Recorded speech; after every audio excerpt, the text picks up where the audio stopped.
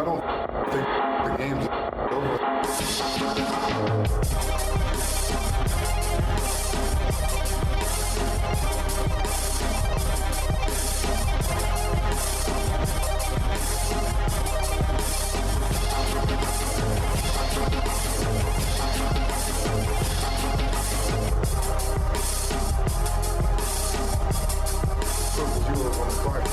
Welcome into Triple Zeros. I'm your host, Josh Buckhalter. This is the Anti-Hot Take Sports Show.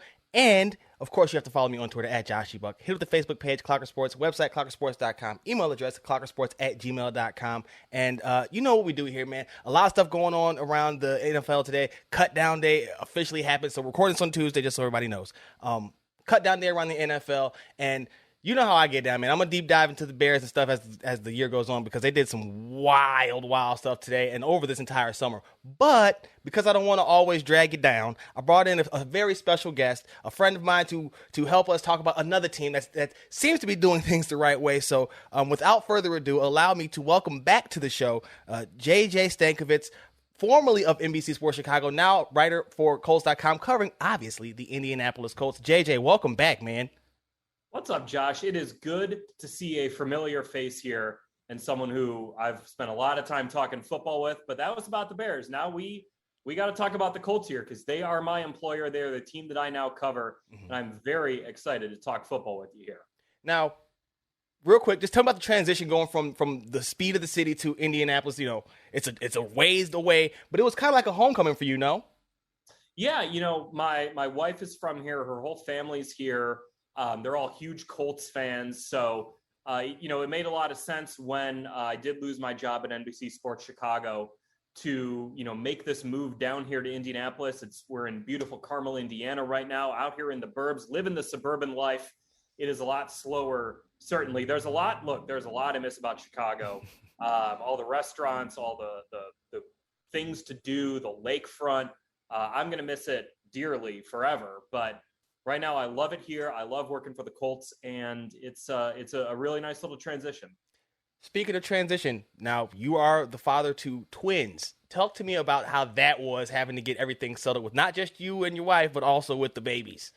I tell you what, man, it was not easy to move, even though we're moving 180 miles down I-65 to bring along those two kids, figure out logistically what to do with them.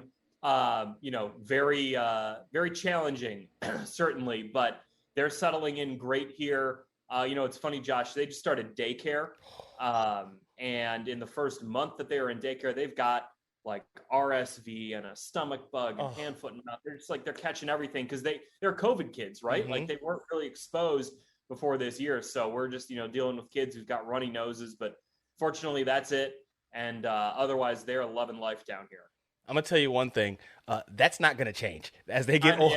As they go on to school. Every year, my kids bring back something on the first week, so it just happens. So, but I feel your pain. Now, that's enough about that. Let's talk about football because, as you mentioned, it's a very exciting season coming up here for the Indianapolis Colts. And the first question I have to start off with: Carson Wentz. Tell me what your impression of him is, and what your expectations are for him this coming season.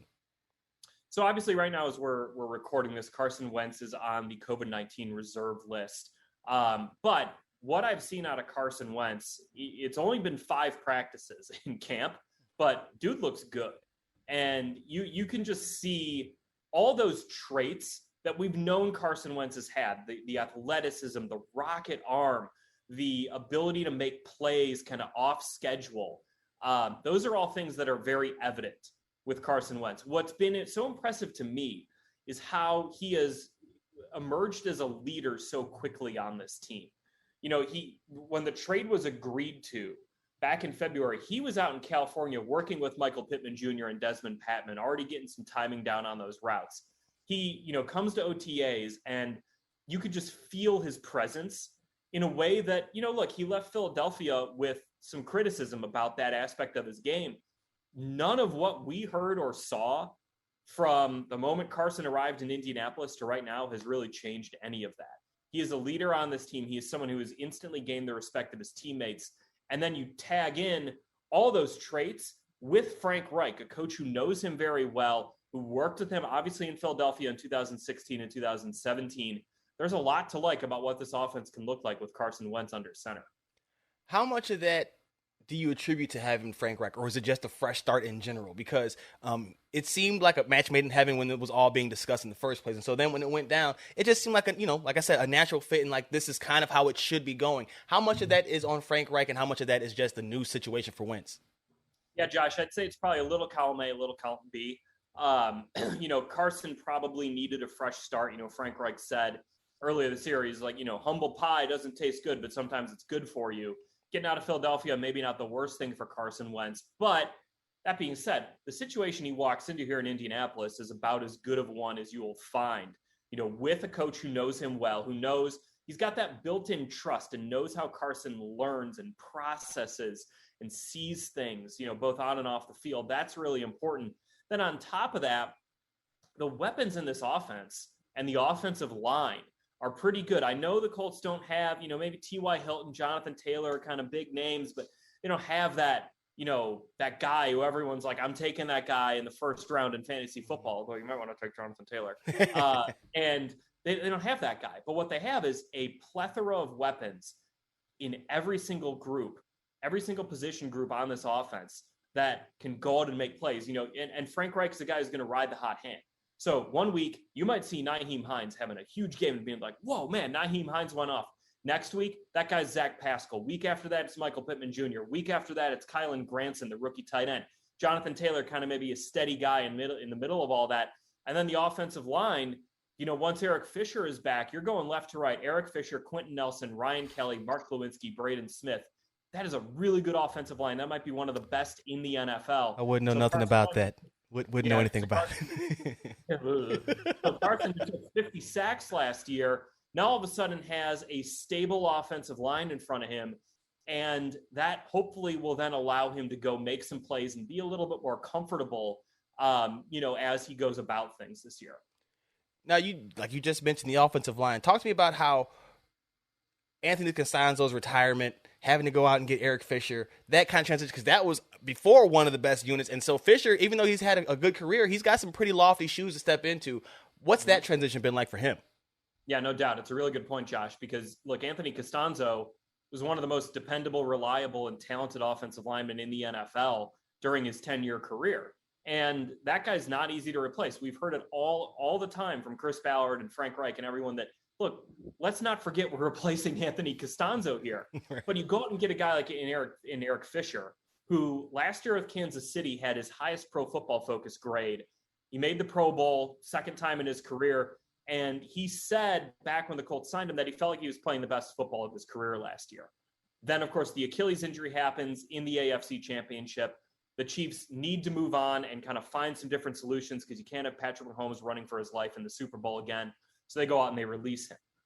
As the Colts went about it, it felt like a slow play. And some people here in Indianapolis were a little bit frustrated as the Colts didn't go out and make a splash move early in free agency. They went out and signed Sam Tevy and Julian Davenport. Davenport, by the way, probably will start at left tackle when the season begins if Fisher is not ready for week 1.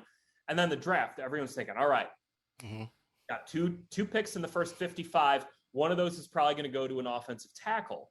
But the thing with the Colts that everyone needs to understand, and I think a lot of people here in Indianapolis have come around to, is that Braden Smith is locked in at right tackle. That is where Braden Smith is going to play. He is one of the best right tackles in the NFL. The Colts rewarded him as such right at the start of training camp. So because of that, some of these tackles that were in the draft profile better as right tackles, not left tackles. So, the Colts had a couple opportunities maybe to go get one of those guys, but ultimately, if you're not viewing the guy you're going to get in the first 2 rounds as the left tackle, not only of 2021, but for the next 5-10 years, then going to get him, Chris Ballard said it, he could win praise for going out and making a trade to go get a left tackle. But if that guy doesn't pan out, Ballard's the first one who's going to take heat for it. So the Colts went about this very methodically. And then the plan, after, okay, these guys were off our board. We liked them. We didn't want to take them. Whatever it was after the draft, then it was, let's go sign Eric Fisher. Chris Ballard and Eric Fisher have a history dating back to their time in Kansas City. Maybe that made it a little bit easier to get him in as he's dealing with this injury. And then again, we'll see how long Fisher needs before he is ready for the start of the season. But, Frank Reich said it on Sunday, the Achilles rehab's going very well. Looks like he's tracking pretty well. The problem right now is that Eric Fisher is on the COVID-19 reserve list. So again, we'll see when he gets activated and when he can get ready to go, hopefully sooner rather than later. I've often talked about how their investments along the offensive line paid off immediately, but as they keep at the ability to replace somebody and not have it be that dramatic of a drop off, even if it wasn't Eric Fisher, I feel like you would still see some high quality play there, is a testament to how well they've drafted.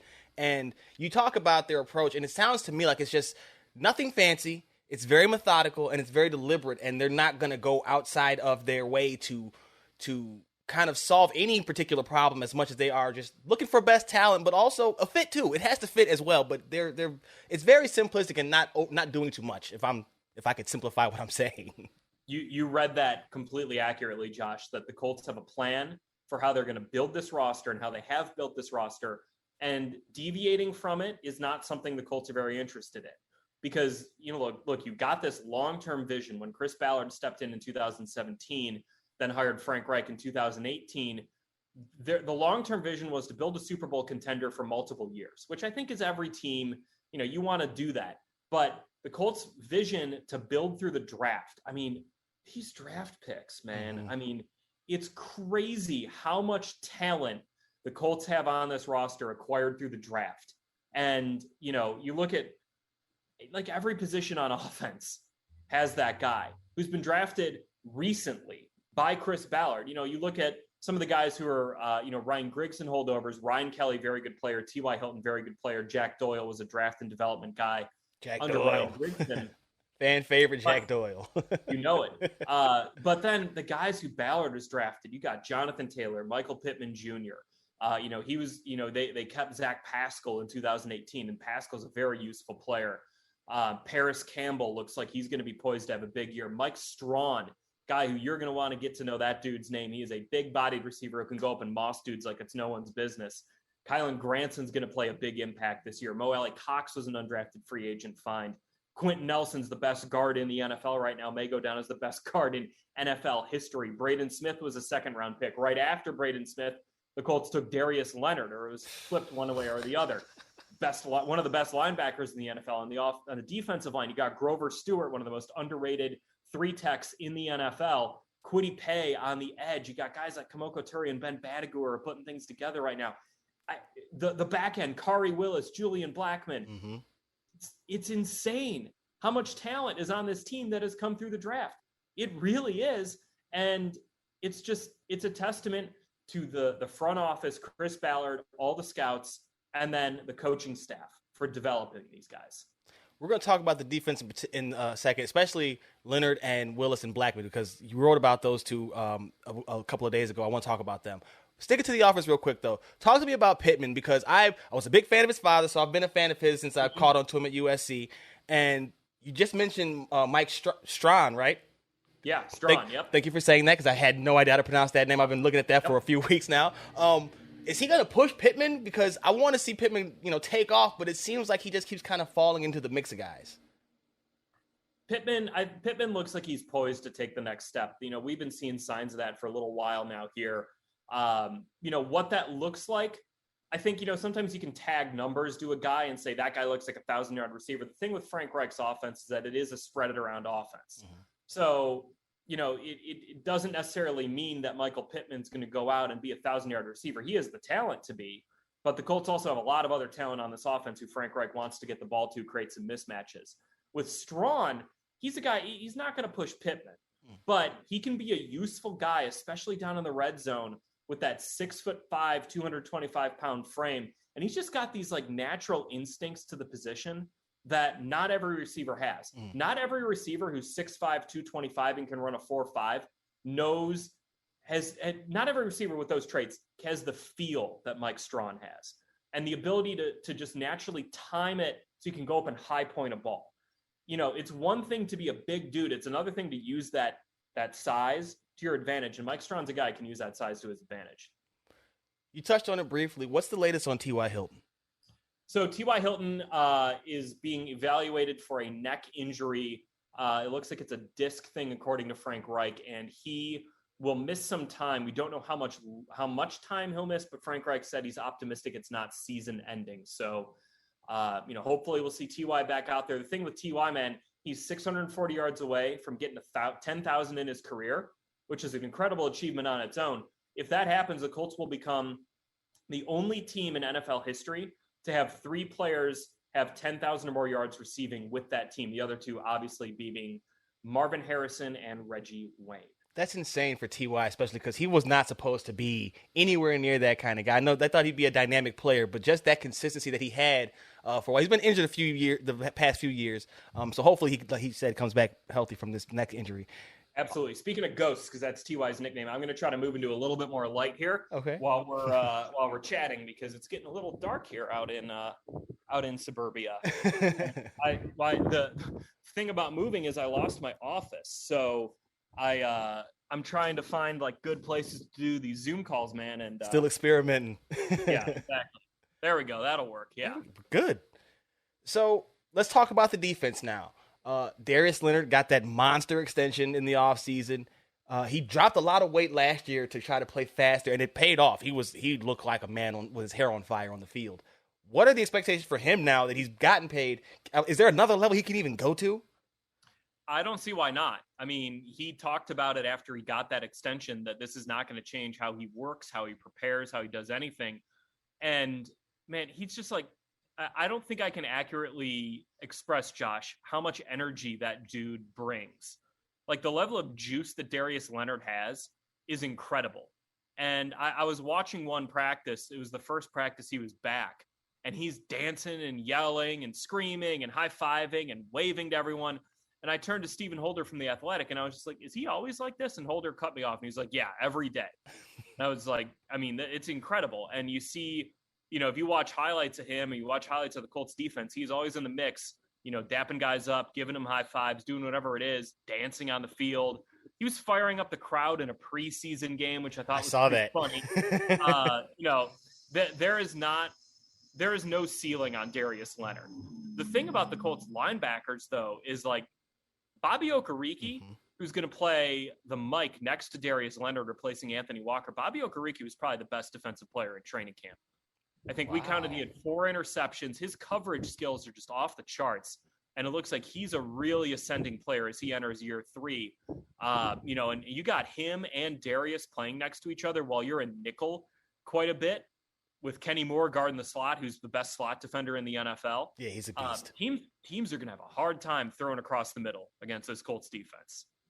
What about the pass rush? Because that seems to be a perennial question mark for this team. Like they do enough, but what can they do to get a little bit more impact out of that pass rush? So it's going to take probably more of a collective effort. Look, the Colts added some really, really intriguing players, starting with Kwity Paye with their first-round pick. But the Colts still are replacing Danico Autry and Justin Houston, who combined for, I think it was 17 and a half, 18 sacks, something like that last year. It was a 16, somewhere in that range, the mid to high teens. And that's not going to be easy to replace. Kwity Paye is still a rookie.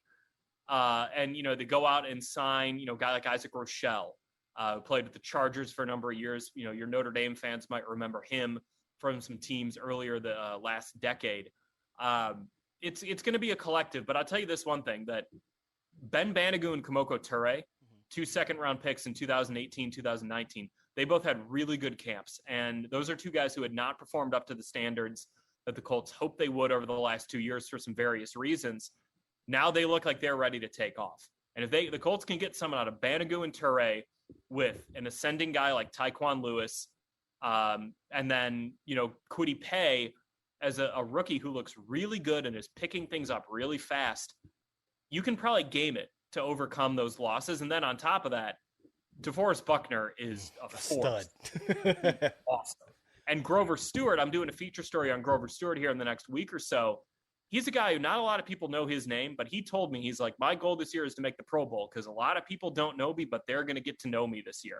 And he looked like a bully inside playing the nose for the Colts during training camp. He had one of the best training camps as well of anyone out there up at Grand Park in Westfield. Now, you mentioned it with Stewart, and he said it that no one really knows him.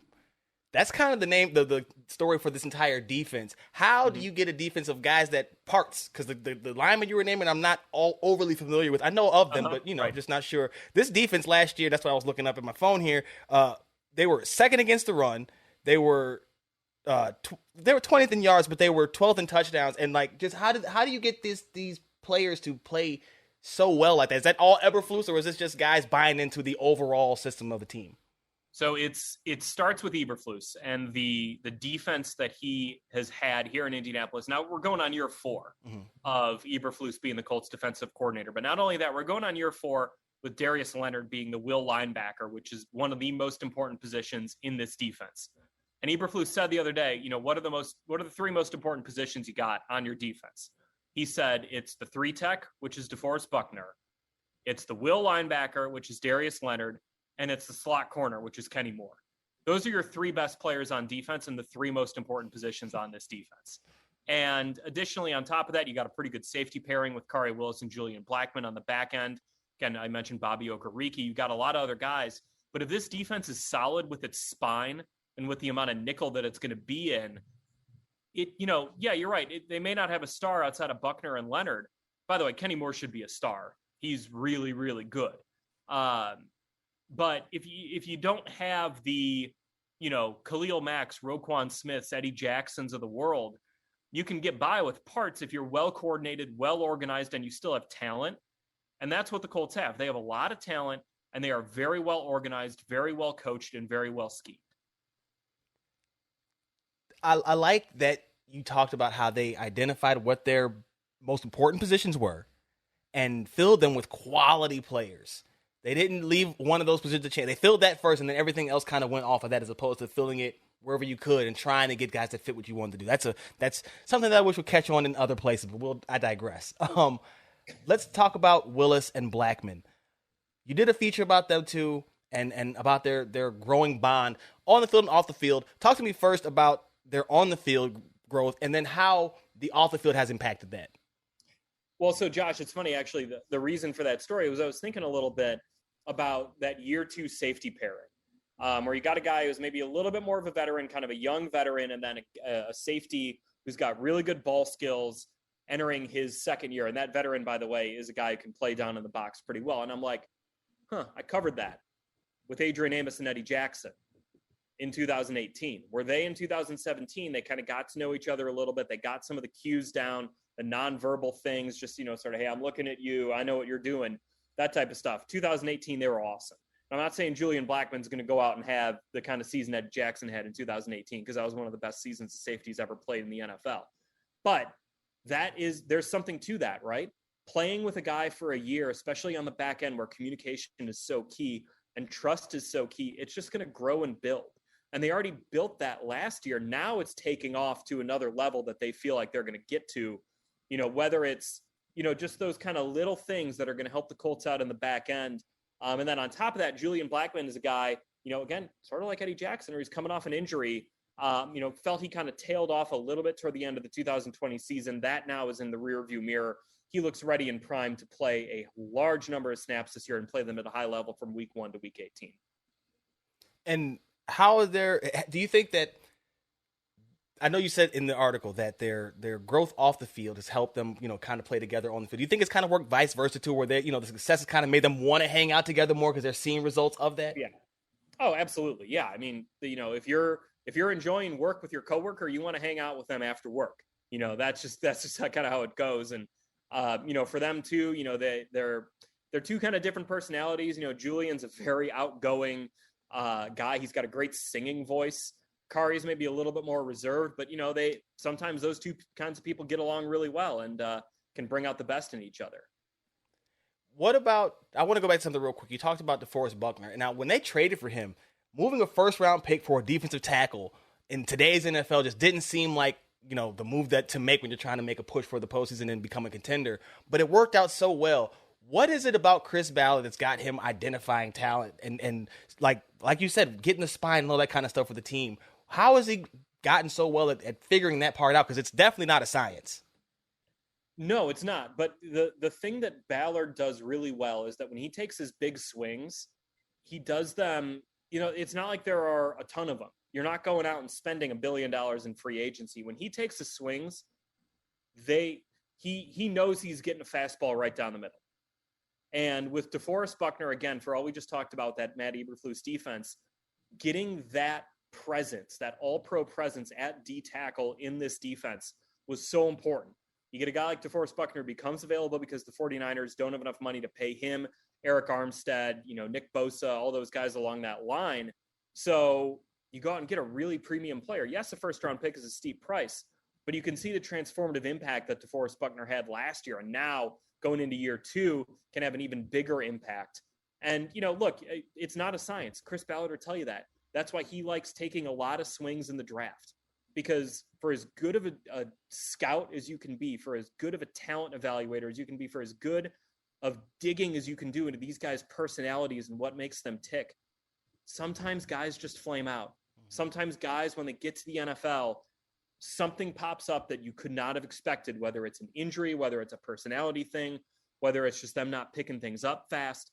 You can do all your due diligence and still not get a guy who's going to step in and perform well. But when you take a lot of swings, you wind up getting on back-to-back picks, Darius Leonard and Braden Smith.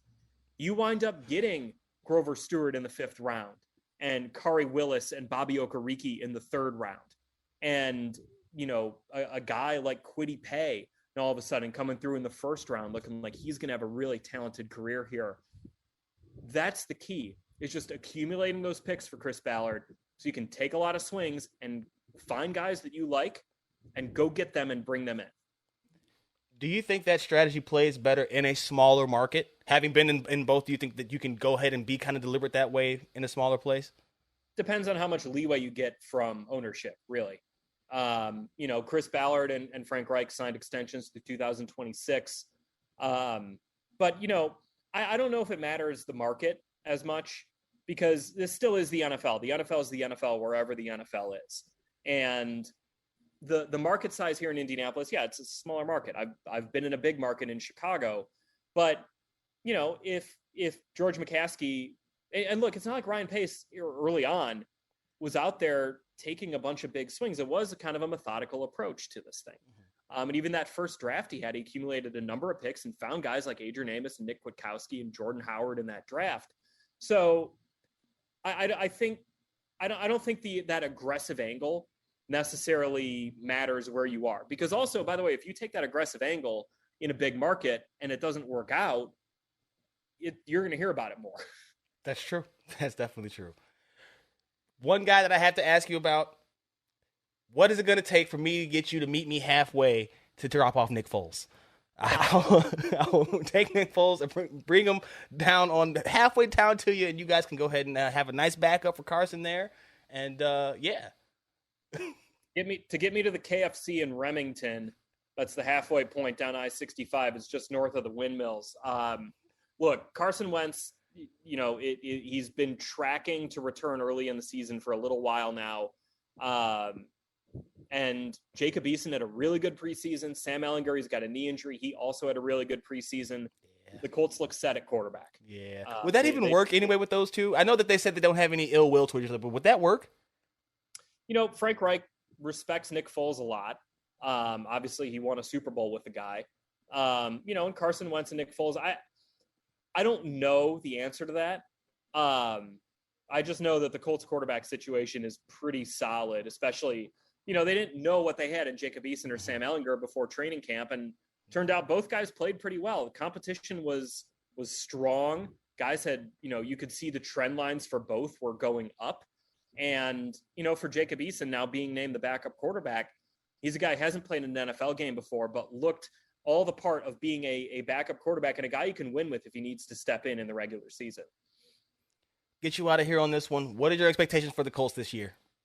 So competing with the Tennessee Titans in the division in the AFC South is going to be kind of the number one goal here in Indianapolis. And Frank Reich has kind of miffed a little bit that in his 3 years, he's made the playoff twice, but he hasn't won the division, which means the Colts have not played a home playoff game since I believe it's 2014. It's been a minute here in Indianapolis since that's happened.